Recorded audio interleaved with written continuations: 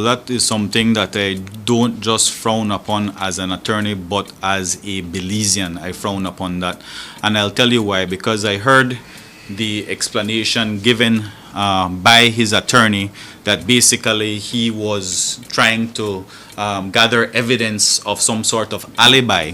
But the manner in which the former ACP Vidal went to the premises along with two individuals could be perceived as intimidating. And so while it is that the attorney may be right that no law was broken, if it is that that individual felt threatened in any way or intimidated in any way, as the Minister of Police, I believe that charges should be laid, because intimidation is something subjective. It is how do you feel? We are all out here watching the video and we feel intimidated. What about her? So if it is that she were to have come in and give a statement, it matters not that the video did not show anything. It matters not that he did not go there and actually issue a threat against the individual. It is how the lady perceived it. And if she perceived a threat or an intimidation coming her way, then by all means she has all right to give a report to the police, and the police has to take action on that. But I think in this case she has not given any statement. The Commissioner of Police, who's also an attorney, said she's not a witness. So yes, but it's not that she's not a witness. It could be that she was a potential witness. From what I'm being told, there's nothing that could be ascertained from the video footage that could either help or break the case for them, as far as I'm aware, but I'd have to check that for sure. But as far as I'm aware as of today, she's not a witness, but she's a potential witness. She is in the very same area, the same vicinity as where these murders took place. Good day, my wonderful friends. It's me again, the great, one more great countryman. Remember to like, share, and subscribe, and click on another video. Now, we are talking about Marco Vidal. And this is the police minister that just explained what Mr. Vidal is doing. I am going to play another clip after this, after I finish my speech or my analysis. But I agree with the police minister right here. What he is saying is that Marco Vidal went and talked to this lady at a shop, and you see the video and the audio recording was out. Marco Vidal lawyer said what he was doing is not a crime. It is not a crime, but there is something wrong with it, because even though the lady is not a witness in the actual case, she is a potential witness. So there is something disturbing about an ex-superintendent of police who was next to the commissioner. They were good friends. And also the commissioner of police is a lawyer. Chester Williams is a lawyer. But the thing is, there is something wrong with him going up to the witness, given the fact that his nephew is charged with a whole bunch of stuff, and there's also other alleged drug plane landing, all sorts of notorious things that his nephew is involved. And every time the nephew is involved, Mr. Marco Vidal name is called, because he is also involved.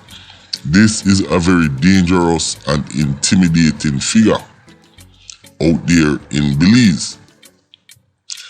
I listened to the audio recording and you could tell the lady was nervous, because I guess you could call him a private investigator or whatever, but there is something disturbing about that right there.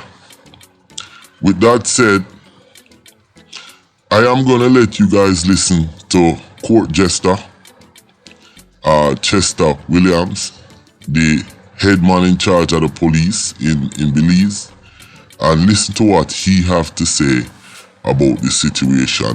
Two totally different perspectives, the commissioner and the police minister. Having listened to the audio that was released to the media by Mr. Vidal attorney, while I do agree in principle with the attorney that from a legal standpoint there is nothing we can do. If it were that the people who lives there were witnesses to any case that is before the court, Mr. Vidal would have had no authority, either legal or otherwise, to go there, because doing so would amount to one of three offenses that could have been committed. One would be either tampering with witness, two, pervert the course of justice, or three, attempt to suppress evidence. So those would be the three offenses that we would be looking at. I am assuring the public we're doing all we can. We have solicited assistance from the U.S. Embassy through the regional security officer in terms of enhancing video footages and other stuff. I'm not going to divulge everything, but there's a lot that we are doing because we, just like the public, want to bring successful closure to this very heinous crime that had occurred with the Ramnarius brothers. Having listened to the audio, it is not as what the public were saying, that he had gone there to threaten the people or had gone there to ask them to erase the video footage. It was not that. It was indeed a casual conversation. But again, he ran a serious risk, because let's say, for example, those people had indeed given a statement to the police and were witnesses in either the Ramnarius brothers murder or the Williams murder, and he had gone there to request information from them the way he did, he certainly would have committed an offense. But the fact that they are not witnesses, that helps him. And again, while he did so with a view to try and clear his nephew, that was not the right thing to do. Now, you hear what the head police commissioner of Belize is saying about Marco Vidal. Him say Marco Vidal runs serious risk because he was just there having a casual conversation, and if the person was, say, a witness, he would be in trouble. But like I said, that right there, what he did, because he went to the store, the lady's shop, with like three unassuming guy. He's a notorious, dangerous policeman in Belize, and everybody knows this. And the fact that he went there to speak to the lady about this case and certain stuff, what she saw, it was leading, it was intimidating, and I'm quite sure the ear at the lady, back of the lady next, stand up to blow out, because she is like, why is this guy in my store asking me these crazy questions? I don't care if it is casual or not. It's definitely an issue for him coming there.